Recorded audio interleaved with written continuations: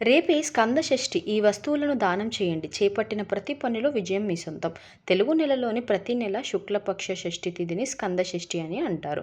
స్కంద షష్ఠి హిందువులు జరుపుకునే ఒక ముఖ్యమైన పండుగ. దృక్ పంచాంగం ప్రకారం పాల్గొన మాసం శుక్లపక్షం షష్ఠి తిథి మార్చి 4వ తేదీ మంగళవారం మధ్యాహ్నం 3:16 ప్రారంభమవుతుంది.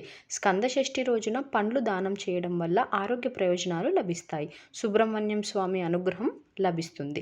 పాలు దానం చేయడం వల్ల జ్ఞానం, తెలివితేటలు పెరుగుతాయి. పెరుగు దానం చేయడం వల్ల ఆయుష్, ఆరోగ్యం పెరుగుతాయి. పేదలకు ఆహార ధాన్యాలు దానం చేయడం ద్వారా అన్నపూర్ణదేవి ఆశీస్సులు లభిస్తాయి.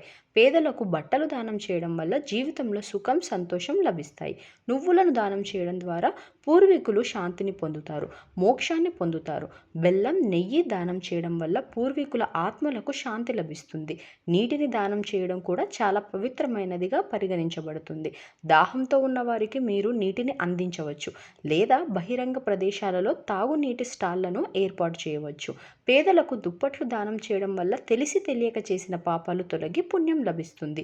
వీడియో నచ్చితే లైక్, షేర్ అండ్ సబ్స్క్రైబ్ చేయొచ్చు కదా.